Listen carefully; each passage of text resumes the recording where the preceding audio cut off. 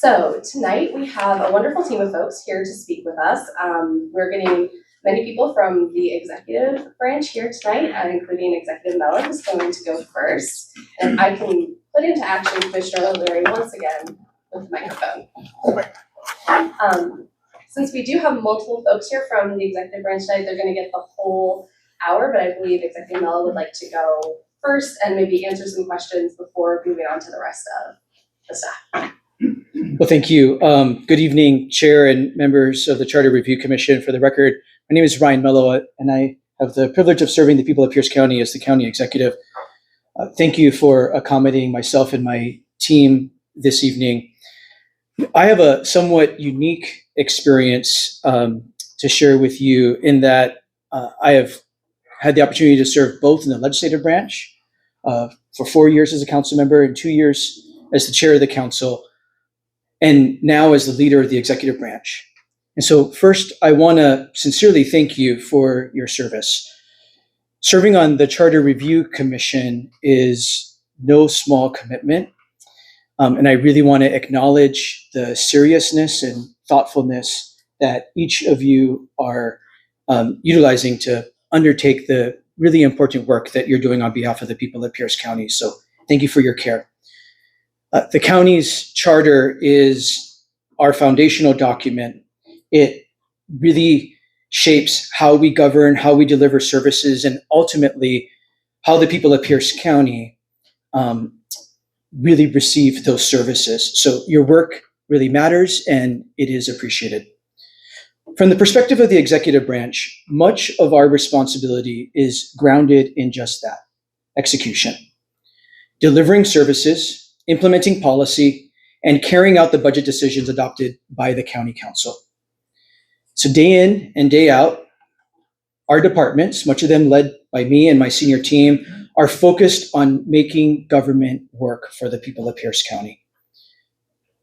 We've largely figured out how to operate effectively within the charter as it exists today, but there are certainly opportunities to improve clarity and efficiency, and we're excited to talk to you about a few of those ideas we have as we use the charter every single day. My comments today are offered in that spirit, not to fundamentally change the structure of county government, but to strengthen how it functions. Next slide, please. The time my team and I will be spending with you will be in this order. I'll be followed by my executive council, then the deputy county executive, then the clerk of the Superior Court, and then finance and human resources. Next slide, please. So spending time sharing with you about the executive branch and my role in particular is where I want to begin. Next slide, please. So let me make sure it's showing on Zoom. Thank you.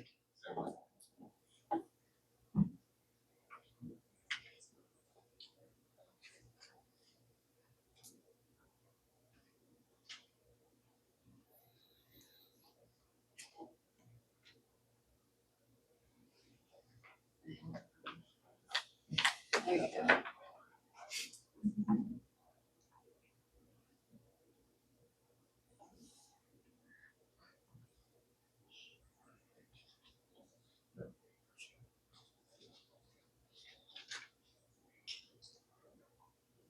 Thank you, Jair. So as you all are experts, at least more than most already, you know that Article 3 is all about the executive branch. Though there are many functions and responsibilities throughout the charter, as again, you're becoming experts in, where I and my team and my office have responsibility. But first, Article 3 that lays out the core functions and responsibilities of my office. You see them listed here, and I know you've already gone through them. I want to talk in practice about what my role is. Next slide, please. So in practice, really, of course, taking from Article 3 and the role in practice, first and foremost, my role is to set the direction, the strategic direction of the county. My team and I, as we first started, much of our first 90 days was, and even before we took the oath of office, was spent developing the county's strategic plan. And almost everything we do is guided by that strategic plan. How we budget, what our departments are working on, how we spend our time is set by that strategic plan and the strategic direction that we set for the county. Supervising executive leadership, 2 of the 3 of them you're going to hear from firsthand this evening. I have 3 people who directly report to me. In practice, most of the staff I don't have the opportunity to work with on a daily basis, right? It's just not practical. They are led by professionals in this professional administration to govern and administer government every single day. So I have 3 folks who report directly to me. My deputy county executive, who you'll meet soon, Scott Nicholson. Most of the county departments report directly to the deputy county executive for day-to-day administration of county government. Another person you're going to meet this evening is my lawyer, the executive counsel. I don't have privilege with her. I don't have legal privilege with her, though she is my lawyer. And most policy that gets developed gets vetted through her and a policy team that she leads for me. And most contracts get reviewed by her. She's going to go into detail about many of her functions, the volume of work, the complexity of the work, right? Just to put a fine point on that, my lawyer is the deputy prosecuting attorney. They're everyone's lawyer, including my lawyer for the corporation of the county. But because of the function of what we do, the hundreds of contracts we administer and I'm responsible for signing and administering, and the development of law to make proposals to the county council, it's why we have a policy team led by executive council. Appointment of directors, county departments is my responsibility. So we lead merit-based recruitments and have for all of our department directors. I am really pleased with the kind of talent that we've been able to recruit to lead our executive departments. So I appoint those department directors subject to the confirmation of the council. I make numerous board and commission appointments. Nearly every week, I am vetting and making decisions about board and commission appointments. We have 45 community member board and commissions, right, that our neighbors serve on to help guide and advise the work. So the vast majority of those 45 boards and commissions are appointed by yours truly and confirmed by the council. I make numerous proposals to the council. You're going to hear the vast majority of what the council considers each and every week is developed by my team and one of my departments. So whether it's updates to the county code, plans such as capital plans, budgets, those originate with me in my office and given to the council for consideration. Signing major transactions like real estate, ordinances, agreements, and contracts. There is some of the authority that I delegate to other team members, like my director of finance or other team members as appropriate. Otherwise, I would be signing things all day, every day. So I certainly delegate authority as as appropriate. But real estate, ordinances, agreements, and contracts over a certain amount come to me personally, of course, after being vetted by my staff. Intergovernmental relations is a huge part of my role in practice. Building relationships and advocating for the needs of the county before the state legislature, our federal agencies and federal delegation, my relationships with the county council, other cities and towns. I spend a tremendous amount of my personal time building relationships and advocating for the needs of the people of Pierce County. So spend a tremendous amount of my time on intergovernmental relations to advance our interests. There is staff that certainly support me in that, which then brings me to regional leadership. A lot of folks don't know that in addition to doing all these other things to oversee the day-to-day administration of county government. I spent a tremendous amount of my time administering regional leadership. I personally serve on 17 different boards and commissions on behalf of Pierce County. These include things like the Board of Health, or South Sound 911 or 911 Call Center Board of Directors, Sound Transit Board of Directors, Pierce Transit Board of Commissioners. I won't bore you with all 17, but you get a sense here. They're mostly around public health or public safety, economic development, workforce development, or transportation. 17 different boards and commissions I personally serve on, and I have to spend time to advance our interests in all of those. So that takes a tremendous amount of my time every week. Hence why we have staff who support me in the day-to-day administration. You can't be in 17 places at once, right? Regional governance. We have a lot of regional fragmented, federated government here. You're going to hear much more about that from my deputy county executive, but a lot of regional governance. One example of that that's newer is there's many of us, including cities and towns, who are trying to think differently about how we administer homelessness services more efficiently and more spread out to more parts of the county. This is an example of regional governance. There's a lot of examples I could give you. Negotiating agreements on a whole host of different matters is another part of the job. And at the end of the day, I'm the final decision maker on issues that I don't choose to delegate. So there's a tremendous amount of issues that get vetted and thought through, thank goodness, by incredibly capable and smart team members. At the end of the day, I have to make judgment calls about all kinds of things that involve lots of trade-offs and final decisions on behalf of the county government all the time.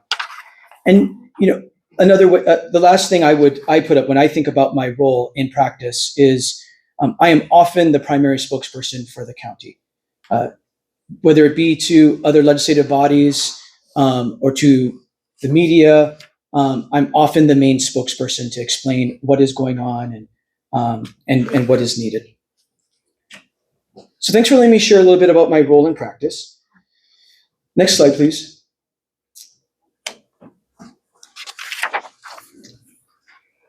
One area where clarity is especially important is the role of the county executive as it relates to enterprise-wide functions.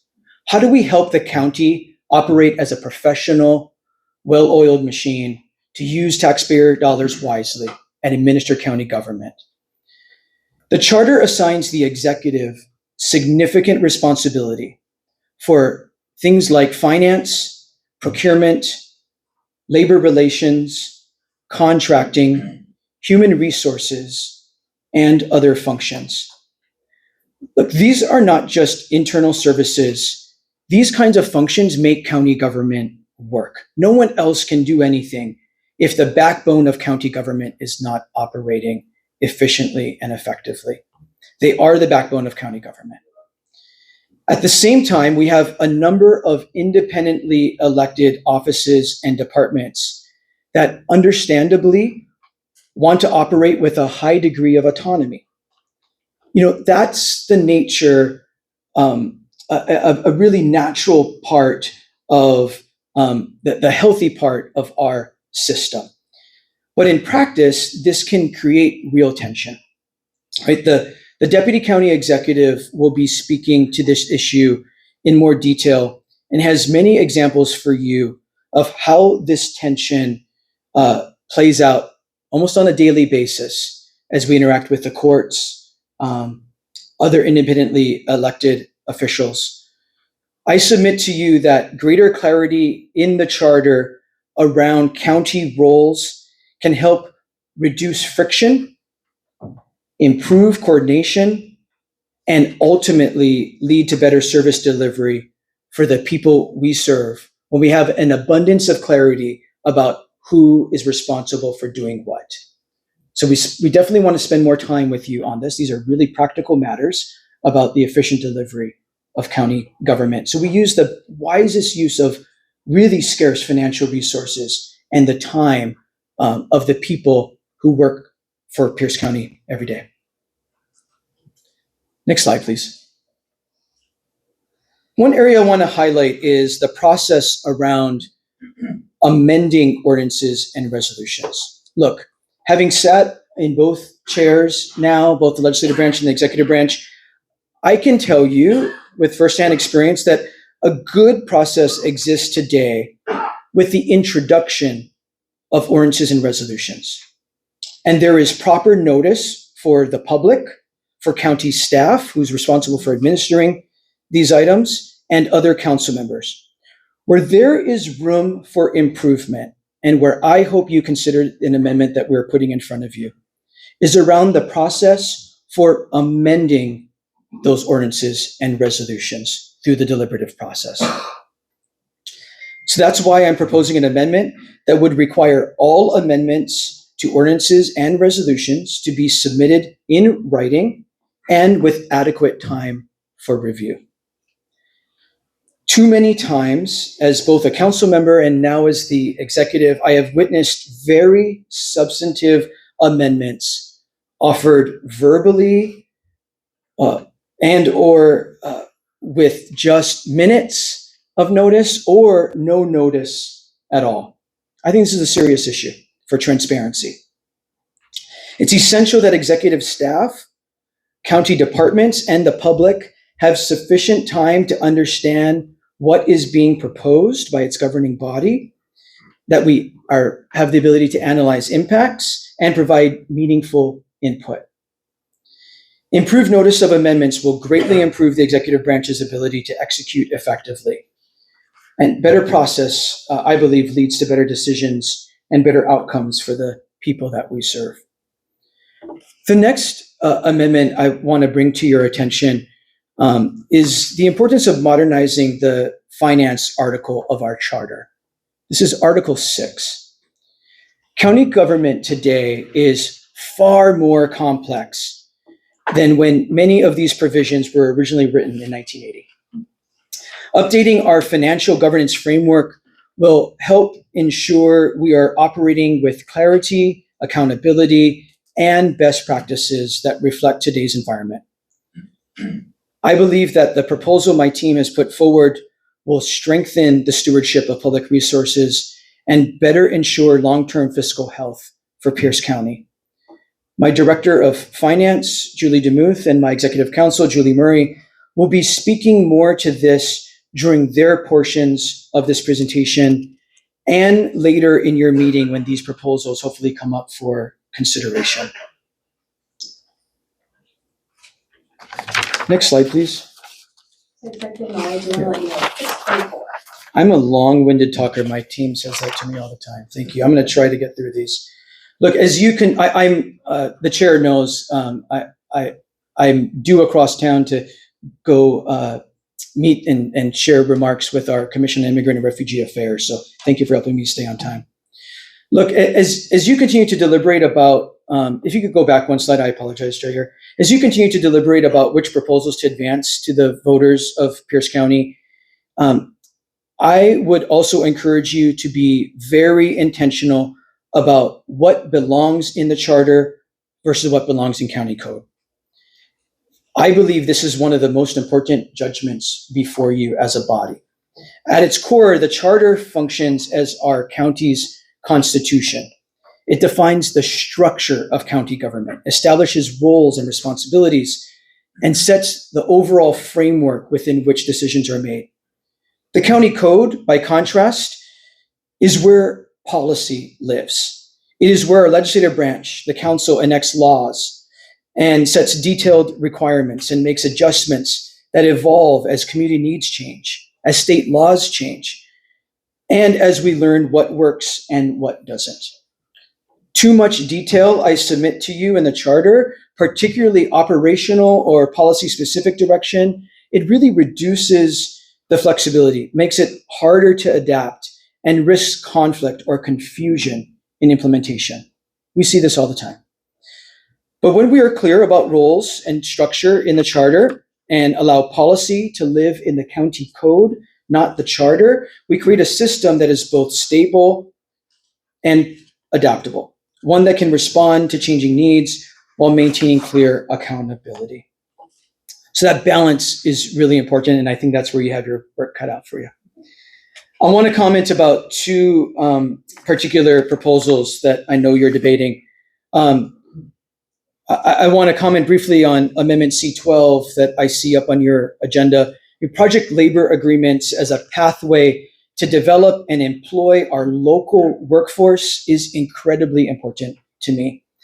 I appreciate this topic being discussed, and I want to ensure you that I am taking action here through executive order in the next few weeks. And we'll be institutionalizing how we ensure local community members have access to paid apprenticeship opportunities on county work of a certain size and scale, and that we promote local hiring as well so that our neighbors can benefit even more from the investments of public dollars. I think this is one of those important items that the charter already gives me authority to execute as the executive, and you will see me taking action in the near future. And I want to thank you for discussing the concept here. This is an item that I think lives in policy, and I'm excited that you're going to see me take action here in the near future to do just that. I also want to take a moment to express my support for the juvenile justice article that has been presented to the commission. There are serious issues of concern in this area, and we carry tremendous responsibility for the young people who are in our care and custody. These are some of the most vulnerable individuals in our system, and the expectations on us, both legally and morally, are really high. The reality is that we are currently facing over 150 tort claims totaling more than $300 million in potential liability. Yes, for actions from the 1980s and 1990s, not on my watch, but still, these are really significant claims that I'm having to contend with. That underscores the magnitude of the challenges before us and the urgency of getting this right. This is an area where clearer structure, stronger oversight, and better alignment of responsibility are not just good governance, they are essential to protecting young people, supporting staff, and ensuring accountability to the public. This is one of those fragmented systems that I talked about at the beginning of my remarks that cause significant problems. It's one example that's playing out in real time. I appreciate this item being brought forward to the commission, and I would strongly encourage your serious consideration of it. Look, I know I'm at time. You're going to next hear from my executive council. I do need to get across town to meet with the Commission on Immigrant and Refugee Affairs. My team will be here to continue this presentation, this important dialogue with you, and answer a lot of as many questions as you have. They all speak for me all the time. They're authorized to do so because they work with me all day, every day. But Madam Chair, if there is a question or two that is really burning, that's important that I answer, I can do so. If not, I would ask for your indulgence for me to go to the Commission on Immigrant and Refugee Affairs. Do I see any questions? Commissioner Molesky, thank you. This microphone, yes. Thank you, Mr. Mello. My concern is this: the primary conversation that we have here is about accountability and transparency. And the thing is that I appreciate in regards to you and your staff and all the work they so-called put into. But when the public comes to us, that's a different story altogether. All right, and it doesn't align in regards to what we're receiving from the public, which is transparency and accountability in regards to that. So the other thing that comes up as well is about the charter amendment itself. Once this is done, June 30th passes by, voters vote for it. My question to you is, will the administration really follow the charter? Because that is the biggest question in our community. Because we have received some examples in regards to that has not been the case. Thank you. We always follow the charter. We take our oath incredibly seriously. And my executive council spends a tremendous amount of her time speaking daily, often multiple times a day, with the deputy prosecuting attorney and assigned counsel we have representing different departments so that we can do just that. Any other questions for me? I don't see any other questions, so thank you very much for your time and for sharing with us tonight. Thank you for having me. You're in good hands with my team. Thank you so much. Well, I'm going to time myself and get us back on track. So can we go to the next slide? Executive Mello said a lot of what I was going to talk about. My name's Julie Murray. I'm Executive Counsel. Next slide. And so as he spoke, I serve as Executive Counsel. Scott Nicholson, who will come up, is the Deputy Executive. And then we also have Jamie Smith, who is our Chief of Staff. She's not here tonight because most of her work is external. So she doesn't really have a lot that has to do with the charter itself. But like Executive Mello said, I do, and so does Scott. Let's go to the next slide. This is a really short image of what Executive Mello talked about, his priorities for county government. And we do look at this with respect to like all the actions we take. It's one that I deal with quite a bit because I deal with most of the policy advice in the office. Next slide. So to give you a flavor of how much legislation that we do, there was 67 ordinances submitted last year to council that were initiated by the executive office. That is of a total of 75. There were only 8 initiated by council themselves. When he spoke to boards and commissions, we introduced or sent to council 119 of those. Of 94 of the 119 were board and commission appointments. So it is just sort of a regular slog of work that comes through. And one of the things that I do when we do legislation is we do look at the charter. I mean, we do take that seriously, and I'll give you a real world example. We have the collective bargaining agreements up for ratification to go to council. That's one thing that is required by ordinance, though, to go to council. And there is in the charter a provision about illegal contracts. And it says that contracts that go beyond the fiscal period or biennium require council approval to be able to execute that, to agree that we will pay that contract in subsequent appropriations. So what I did is I contacted our DPAs, because one of the things you should know, the ultimate entity who decides what we need to do in our charter is our prosecuting attorneys. They are our legal counsel. I like to think of myself as an interpreter for Mello. There are things that I can answer quickly for him and not bother the DPAs, but there's lots of things that what I need to do is understand what he wants to accomplish and talk to the attorneys and be sort of that conduit. But when there's a question to the charter, and I was like, it literally was, do I need to exercise this? If I do, is this the right language? Does it need to be in the title? And the answer was yes, yes, and yes. And so that was a revision that I did at my office. The department didn't recognize that, and so it goes on to council.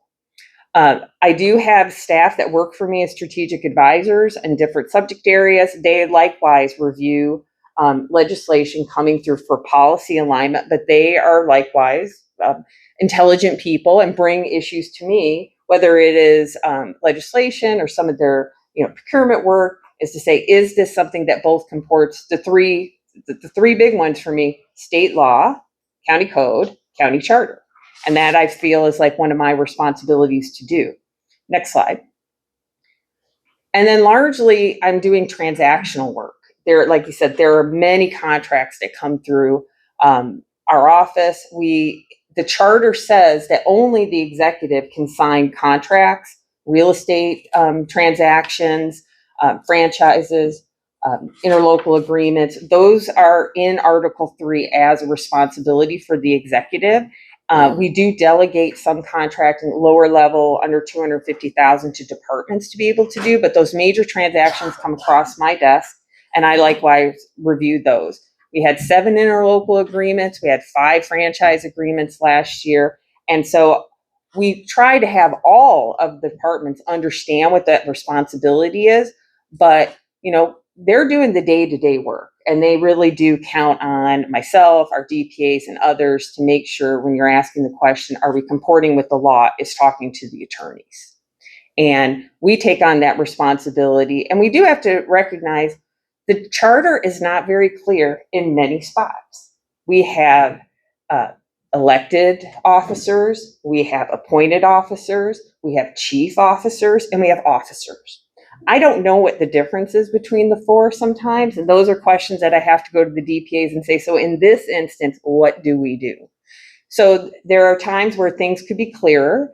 That's what we've tried to propose with the financial interest one. And then I brought forward to Executive Mello the issue with related to the amendments, because we have had several amendments, even when they are written, that are wrong. We just did a moratorium related to confinement facilities, and an amendment was offered, and because we could see it in advance, we recognized this was written really sloppy. This is actually not going to do what they want to do. Let's correct it.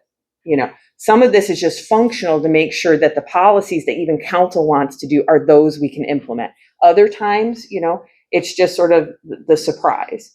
And you're trying, and I have experienced it with people who are proponents or opponents of legislation, trying to understand what is happening in this room. And you need to think about that for your deliberations, if you would prefer to have a person walk on an amendment that completely changes your charter amendment and have a full discussion, and it's not even in writing. It really is about transparency and accountability.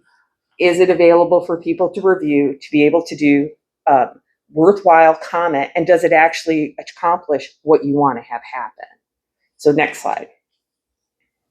So now I'm going to hand it over. I did my 5 minutes, and I will ask that we refrain to have questions till the end, because there may be people who are speaking next who can answer your questions. Thanks. Thank you, Julie. Hello, everyone. Good evening, commissioners. My name is Scott Nicholson, and I have the pleasure to be with you here tonight as your Deputy County Executive. I prepared some remarks to keep myself on task and make sure I'm on time to reference, and I look forward to taking your questions towards the end of the presentation as our Executive Council talked. Before I begin, I want to make sure that I recognize your service. The time and effort required to campaign and become commissioners, regardless of your political perspective, matters. At a time when public trust is at a low and our government is strained, your willingness to step forward and engage in this process strengthens our democratic institutions. I value that, and I want to thank you for your commitment. Given our limited time today, I have my remarks focused so we can officially move through these. Next slide. My role as the Deputy County Executive is fundamentally about ensuring that county operations continue. That includes providing policy leadership and translating priorities into actionable plans. I play a role in developing and overseeing the county's $3.6 billion budget, ensuring that our financial decisions align with long-term sustainability and services to the community. Equally important is department coordination. I work across 12 departments to align operations and break down silos. At its core, the role is all about connecting policy, operations, and resources to deliver results for the people of Pierce County. Next slide, please. I want to talk to you about a couple issues that I see in the charter from my experience in the last 14 months. First is continuity of government. While the charter outlines a process for filling a vacancy when the executive role is absent, it does not adequately address short-term absences or interim periods before council completes that process. Currently, the authority defaults to a pro tem identified by council. That approach may have worked well when the county was smaller. Today, it doesn't. Given the size and complexity of our government, a budget that is $3.6 billion with multiple fund sources, continuity requires leadership that is already embedded in day-to-day operations, someone with real-time understanding of the budget, department priorities, and ongoing initiatives. Without that, decision-making slows and alignment is lost and operational risks increase. Next slide, please. Next issue I'd like to discuss is the federated government. You heard the executive talk about this a little bit earlier, and I want to provide some real concrete examples for your consideration. Based upon both my public and private sector experience, highly federated systems consistently produce the same outcomes. They reduce efficiency and effectiveness, they fragment accountability, they duplicate roles, and there's higher operational costs. There's slower decision-making and service delivery, and it limits the ability to address complex and cross-cutting challenge. So why does this matter, and how does this play out in real life? Next slide, please. To understand that, let me give you some examples.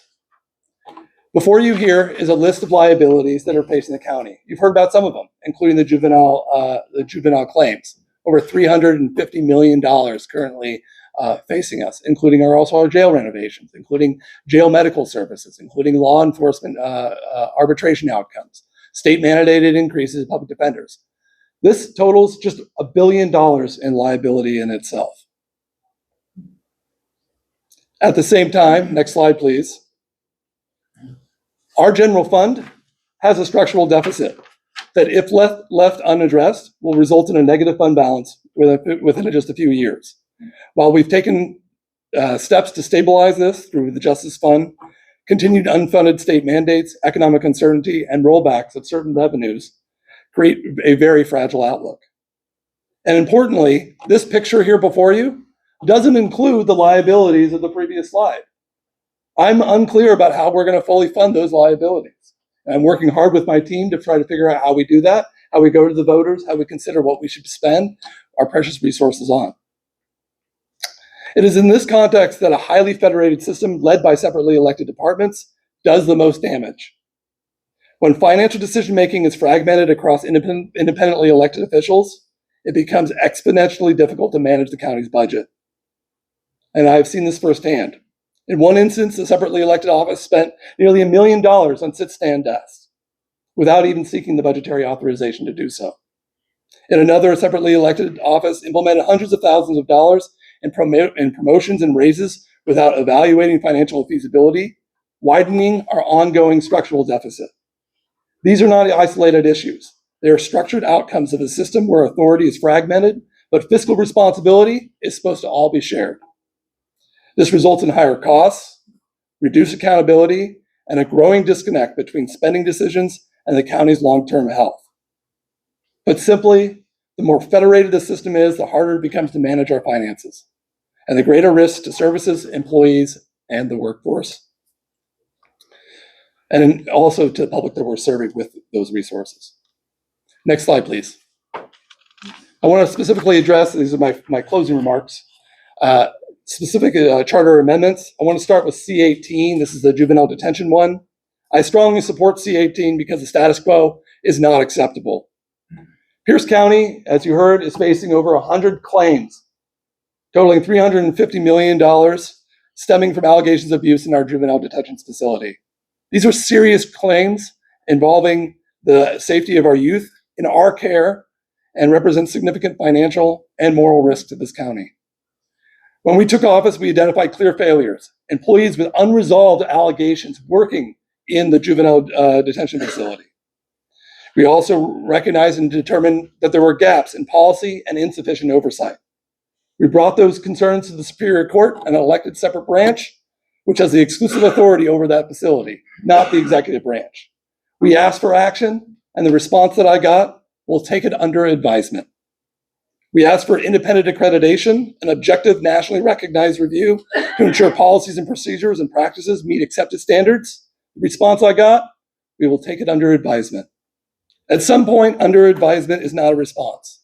It's a decision not to act. And while decisions are deferred, risks continue to grow to the county, to the taxpayers, and most importantly, to the youth in that facility. This is not about governance theory. This isn't about hyperbole. This is about accountability. C18 ensures that serious issues are identified when those come up. There's a mechanism to require action and not just discussion shrouded in secrecy. Our youth deserve more than delay. They deserve a system that responds. And for that reason, I strongly support C18. I want to next talk about the elected court, P-1. I'm opposed to P-1. The current appointed structure is more efficient, more accountable, and allows us to respond to operational issues in real time. For the reasons I've already talked about, we do not need more federated government. We need more accountability.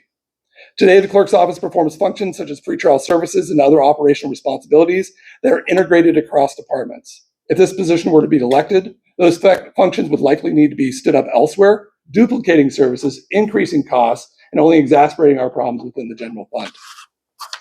But just as importantly, the appointed structure allows us to take coordinated, enterprise-wide approach when problems arise. Next slide, please.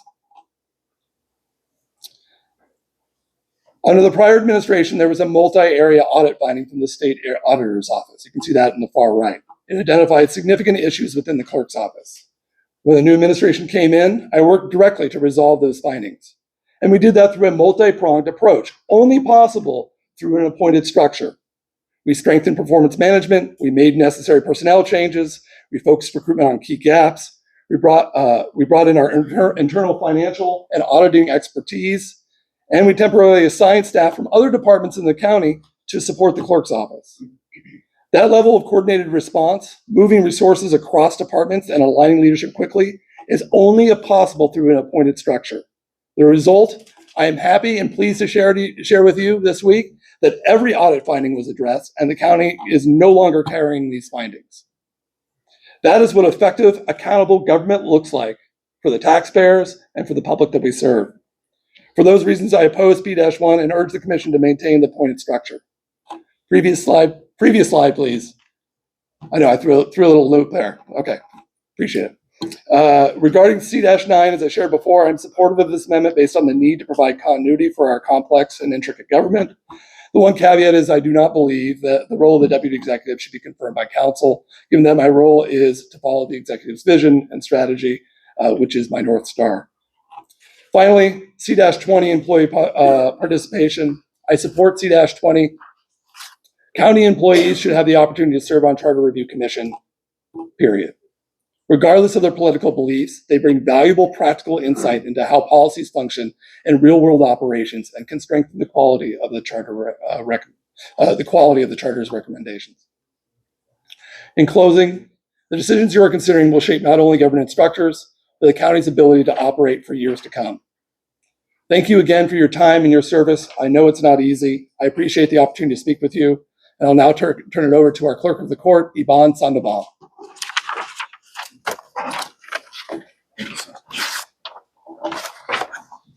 Good evening. Thank you for having me here today. I'm Ivan Sandoval, and I was hired as a county clerk about 7 months ago. A little bit about me.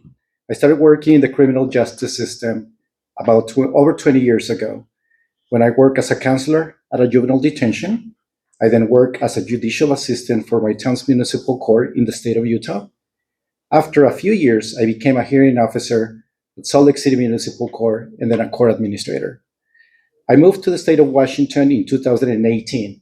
My first job here was in Pierce County District Court as an administrative analyst. I then became a division director for King County Superior Court Clerk's Office, and I was there for almost 5 years.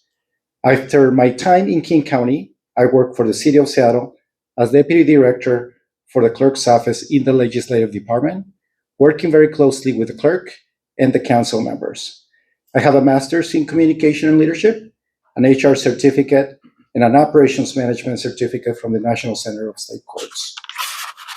When I saw the job posting of Pierce County Clerk, I immediately applied for the job, and after a phone screening and 3 very competitive additional interviews, I am grateful that I am now back at Pierce County as the county clerk, serving our communities. I am a proud resident of District 2 in Puyallup, and feel very grateful to serve Pierce County. Next slide, please. The county clerk's office is best characterized as the record keeper and financial office of Superior Court. The office of the clerk of Superior Court was established by state law to provide with access to a fair, accurate, and independent record of the judiciary's opinions, decisions, orders, and judgments. Having the clerk's office as the entity managing and being the record keeper of Superior Court ensures that people deciding cases are not the same ones managing the records or finances.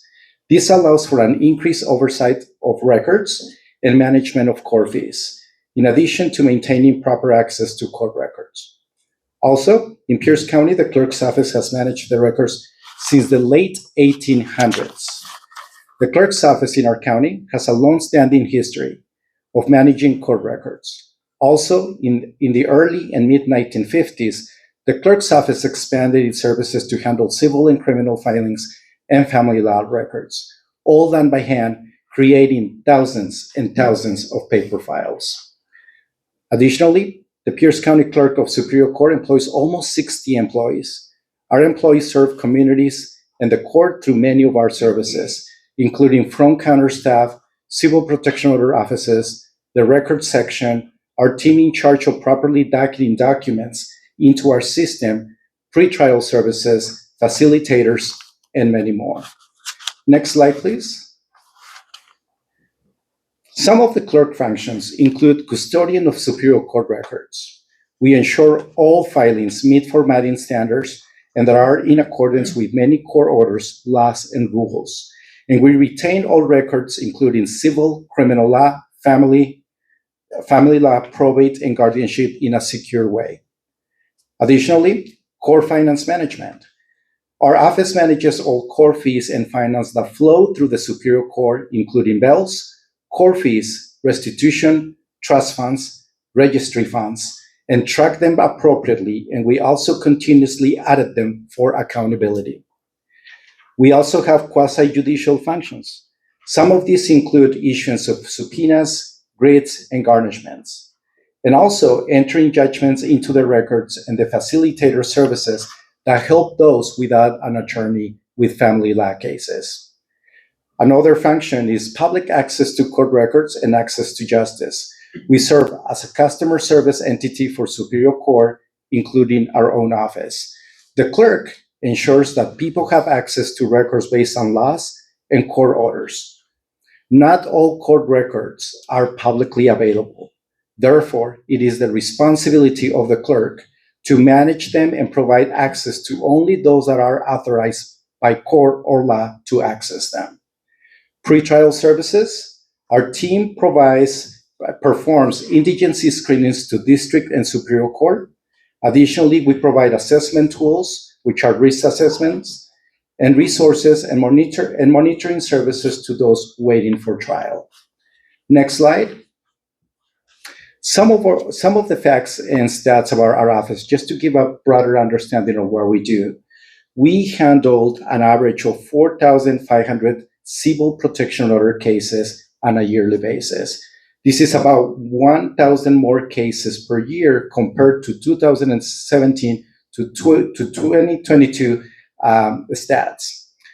Also, we process over 40,000 criminal and civil cases.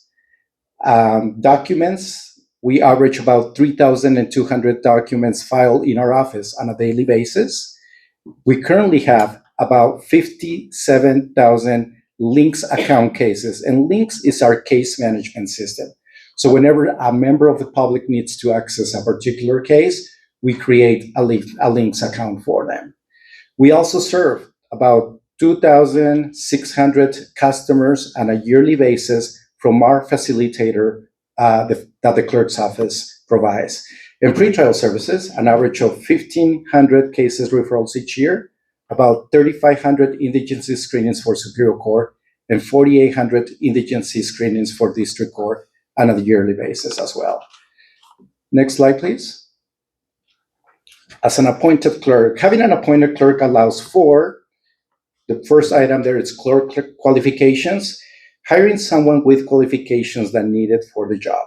These qualifications are generally evaluated by very broad groups. In my experience, when I applied for this job, people from the prosecutor's attorney's office, Superior Court, judges, court administration, people from District Court, and others, including the executive team, evaluated my background, skills, and other qualifications to decide whether to hire me based on merit and long professional history in records management, the court system, and the clerk offices. Additionally, works directly with Superior Court to improve coordination, alignment of goals, and performance expectations. Because the Pierce County Clerk is hired by the county executive with input and coordination from Superior Court, the clerk's goals aligns with the county's broader strategic plans, allowing the clerk to directly work with the court to improve processes and expectations, bringing a unified vision, reducing silos, and performing at expected levels to better serve our communities. Increase accountability through performance management. An appointed clerk is subject to performance evaluations. If I fail to meet those performance expectations, I could lose my job. An appointed clerk increases accountability by ensuring we are performing well. Also, with my appointment, I have the supported access to centralized departments and resources in the county, such as IT, finance, and HR. This ensures we are not an island, but a part of a high-performing local government. An example of this is the great work of the clerk's office did while collaborating with county finance to ensure a good financial audit.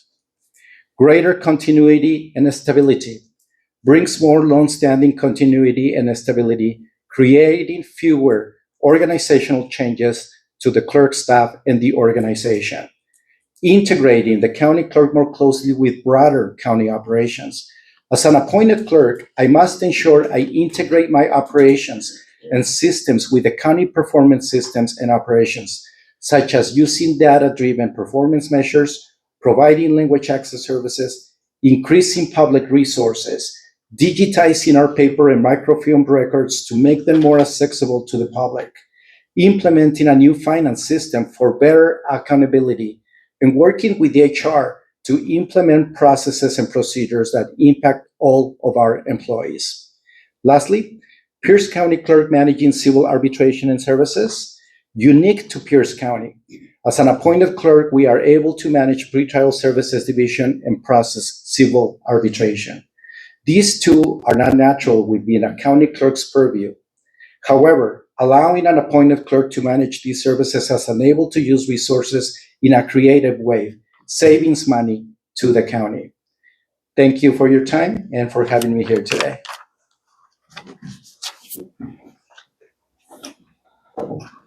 Good evening. I'm Julie Demuth. I'm the Director of Finance. Next slide, please. I'm going to talk really fast here. The Finance Department serves as the county's centralized provider of financial, technology, and enterprise-wide support services. Our role is to ensure strong fiscal stewardship, operational consistency, and efficient service delivery across the organization. In 2017, risk management, information technology, and budget and finance, 3 separate departments were merged to create the consolidated finance department that we have today. Our department includes roughly 220 employees supporting the county through financial management, IT, and enterprise services. An ordinance is currently before the council to formally rename the department to Finance and Enterprise Services, which better reflects current practice and what we do today. Next slide, please. So looking at the core functions that we do for financial management, we are responsible for enterprise financial leadership. This includes setting fiscal policy as well as conducting long-term financial planning. We oversee budgeting and forecasting on the expenditure and revenue side. We're responsible for accounting, treasury, all of our financial reporting, as well as procurement and contract oversight for the county. And then finally, performance management, which really helps us connect financial decisions to outcomes and results. Next slide. On the IT side, we manage IT infrastructure and operations. We ensure systems are reliable, secure, and available to support county services. Cybersecurity is also a critical focus. We have to protect all of the county's systems as well as the data that we hold. We're responsible for enterprise applications and software development. This includes building and maintaining all of the systems that county departments rely on every day. And finally, we lead technology strategy. This includes project delivery as well as modernization. So ensuring that our technology is secure, it's reliable, and it's aligned with the county's needs. Next slide. Lastly, in our enterprise services category, these services support many of the daily operations across the county. This includes general services like mail, printing, records management, public records. We also manage the county's light duty fleet. This is over 700 vehicles across the county, making sure that these vehicles are available, maintained, and used effectively. We have our risk management programs, insurance programs. This helps protect the county from financial loss and ensuring that we are managing liability appropriately. And then finally, our workers' compensation and employee safety programs support employees' well-being and help reduce workplace injuries and associated costs to the county. Next slide. Article 6 is the foundation for how we manage public resources. We very closely follow Article 6 in the charter. It defines finances authority and establishes the county's budget process. It requires consistent financial systems, controls, and compliance across departments. and it ensures transparency through regular reporting and accountability. It also requires consistent financial systems, internal controls, and compliance. Next slide, please. Just at a high-level overview, all of our budget and financial documents are publicly available online. This includes our biennial budget, all supplemental budgets, capital facilities plan, as well as detailed quarterly financial reports. Next slide. It's asked to provide a very high-level, quick overview of the budget. So I have just a few slides I'll go through quickly here. County revenues come from a mix of taxes, service charges, and intergovernmental funding. Those are our major funding sources. However, most of these revenues are restricted to specific uses. For example, grants, many of our service charges and certain taxes are legally or contractually limited to specific programs or services. That even includes our property and sales taxes, which are often tied to specific funds or uses. The general fund is the county's primary source of flexible revenue, and it supports core services like law enforcement, our courts, as well as other general government functions. This is a key risk constraint for counties. While our total revenues may appear large, our discretionary funding is much more limited. That distinction is critical when we're making budget decisions and understanding the county's structural financial challenges. Next slide. This slide shows how county spending is distributed across our different functional areas. A significant portion reflects services the county is statutorily required to provide, particularly in public safety and the justice system, as well as utilities and transportation infrastructure. Next slide. Focusing on our general fund, the county has a biennial general fund budget of $967 million. The general fund is our most flexible revenue source, but most of it is already committed. About $695 million, this is over 2/3 of the budget, is allocated to law enforcement, courts, and related justice system services. And when we include our other legally required services, such as elections, licensing, recording, and property tax administration, roughly 90% of the general fund supports mandated or essential services. Next slide. One of the key issues we see in the charter is around fiscal oversight. So strong centralized fiscal controls are essential to ensure consistent stewardship of public funds across all of our departments, elected officials, and branches of government. They are also necessary to meet federal, state, and audit requirements, which depend on uniform systems, fiscal policies, and internal controls. The current charter language is also outdated, and it doesn't fully reflect modern financial management practices. Updating the charter would help align it with our current practices, strengthen oversight, and ensure that we continue to meet compliance and accountability standards.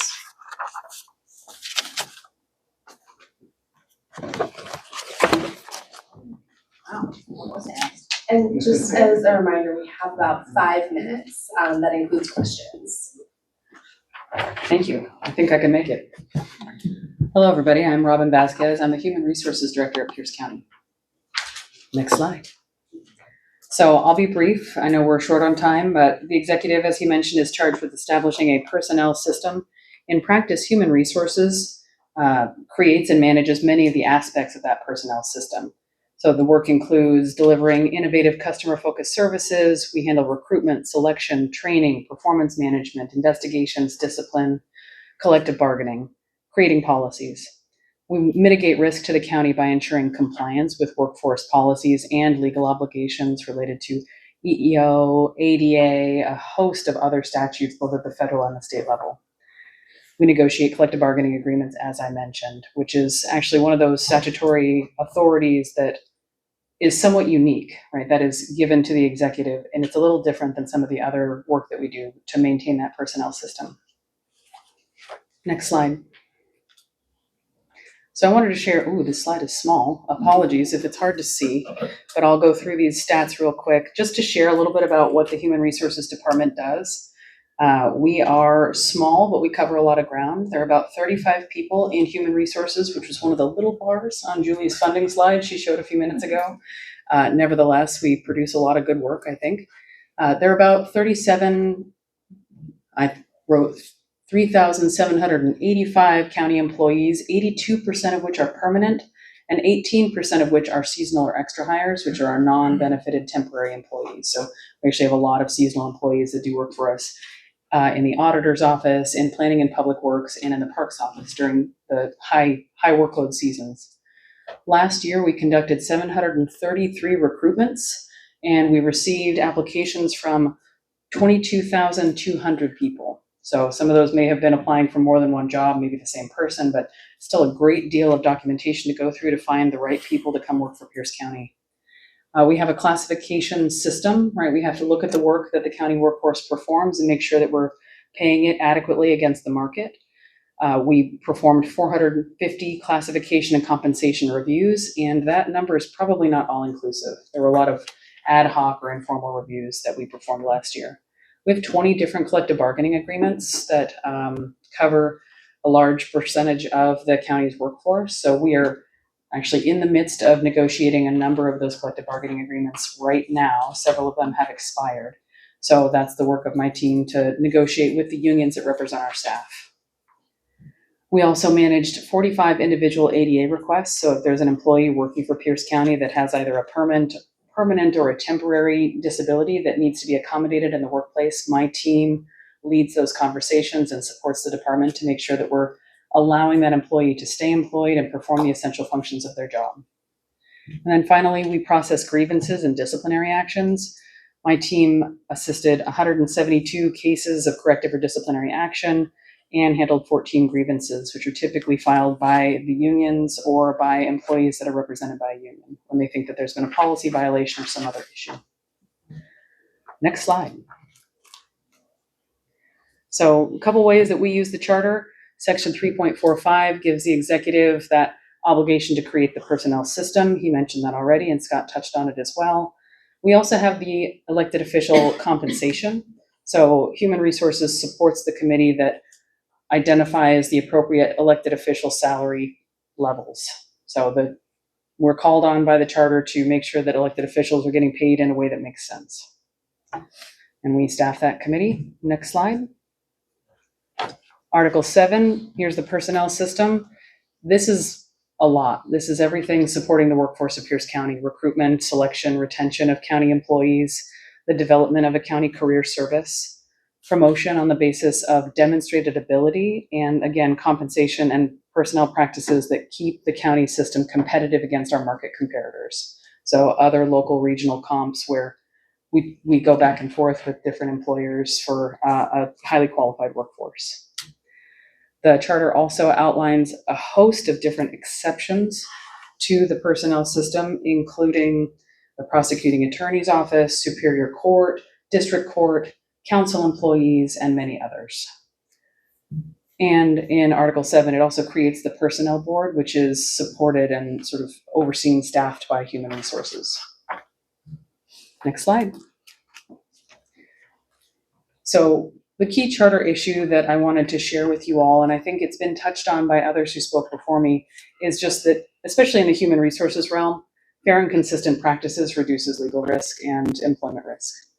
And one of the challenges we face is, it talks about in Section 310, however, the executive shall not have administrative power over any elected official or their department regarding staff supervision, staff assignments, or normal daily operations, except as provided in the charter.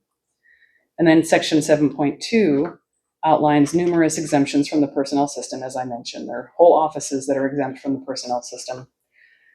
In Human Resources, we're called upon to provide support and guidance to all departments and offices throughout the county, but our ability to promulgate and enforce policies is significantly different depending on which office we're talking about. And in some cases, it's not consistent across even the offices that are special or different. Elected officials, the different types of authority that we can provide support, but maybe cannot require action in certain areas. And the same with separate branches of government.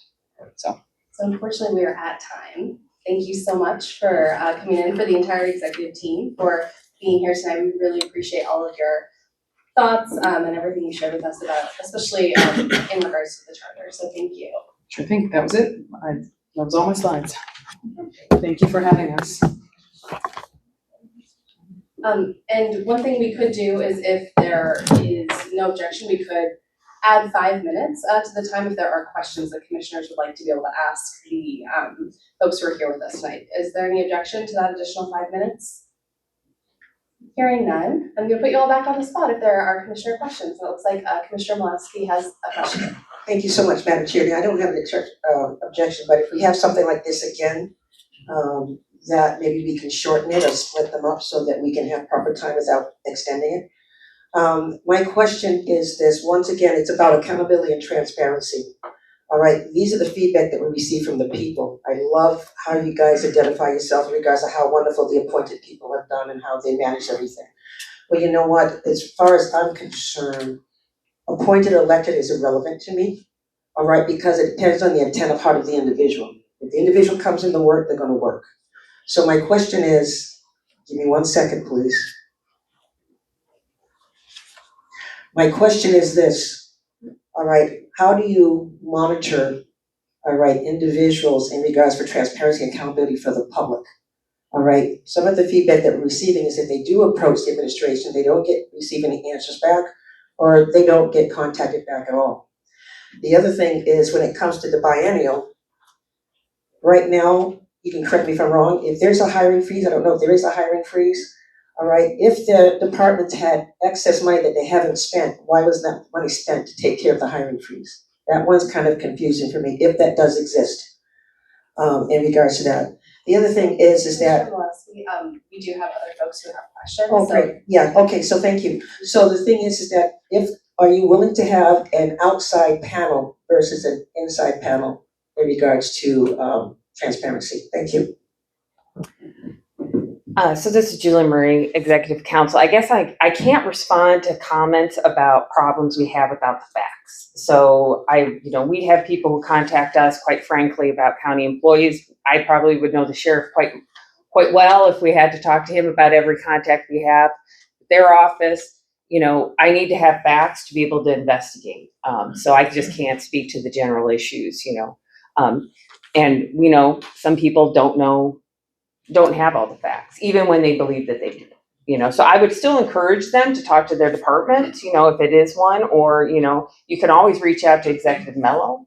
We'll do that. As to transparency and accountability, you do have in the charter the Performance Audit Committee, and so in large part we defer to that committee to do some of the oversight that you're talking to. Julie DeMuth can speak later. We do have our own internal performance audit metrics, and we do have Open Pierce County. There is lots of information you can get. We're going to try to do a better job in making that more accessible to people so that you can there's a lot of questions you might have that honestly you could get the answer at your fingertips if we knew how to really teach people how to use that better. So I do believe there is outside influence already, and that was something created in the charter. Commissioner Ginn? Thank you. Question for Robin. How long does a typical open meritorious hiring process take? It's a great question. I don't have the time to hire metric off the dome, but we typically review positions once they become vacant to make sure that the work still matches the compensation level and the title. So there's that preliminary review, and then we get it posted. It's a little longer because we do have a hiring freeze, so there may be a few days added when we do the review to make sure that there's funding and that it meets the criteria for exemption from the hiring freeze. But we post within, I'll say, between 2 and 4 weeks once a position becomes vacant. Sometimes if it's an operationally urgent position, we move faster. And then we post for 2 weeks. We review the applicants during the posting, and my team screens for qualified candidates, which we send over to the hiring manager. It can vary depending on if the hiring manager is available to schedule panel interviews and meet with candidates. So if someone's got leave or there are delays, that can take longer, but we probably do phone screening and then panel interviews within the week or second week after the posting closes. So I would say 2 to 3 months, which isn't the fastest, but it's not super slow either. And we try to stay in contact with our candidates. Commissioner O'Leary? Thank you, Commissioner O'Leary, District 1. Thank you all for your presentation. My question is for Julie, please. Julie. Oh, just whoever. All right. No, Hey, I'll always talk. Julie go ahead. D, I think, Oh. if that helps. Thanks. I had to abbreviate, sorry. Proposal 0-1 has a lot of economic elements in it. And it talks about the appointment of a chief financial officer. And I'm just curious if you could give me an overview of what you do versus what that person would do. And if you've talked to our assessor treasurer and how that all would blend together. So I'm wondering actually, if you wouldn't mind talking about that when we get to the O2, just so we can get the rest of the Are they questions gonna again. be here? Yep. Oh, I thought you were leaving. No. Sorry. No, it's okay. No, you're great. Commissioner Willis. Oh, thank you, Madam Chair. Commissioner Willis, District 3. I guess the question for you, Finance Director. So thank you for the presentation, appreciate it. A lot of questions I get from the folks out in the rural area are relating to the funding metrics that happen with the budget for Pierce County. So I see that in 2022, it's kind of like the regarding the general fund, sorry. It looks like the revenue and the expenditures kind of touched, and then revenue went back up. And then in 2024, it kind of did this inverted, where revenue went down, expenses went up. What changed in 24 to cause such a flip-flop of expenditures and funds? Sure, in 2022 and 23, we had an influx of federal funding related to the pandemic. So that's why you see sort of an artificial or temporary spike in revenues, and then they came back down to more normal levels in 24 and 25. All right, and then our final question for time, Commissioner Rohr. I'll actually, Commissioner Rohr, I'll actually waive my question and when we get to the amendments. Wonderful. All right, well, that concludes all of the questions. Thank you all again so much for your time, for being here tonight. I know both of the Julies will be sticking around, so thank you for doing that.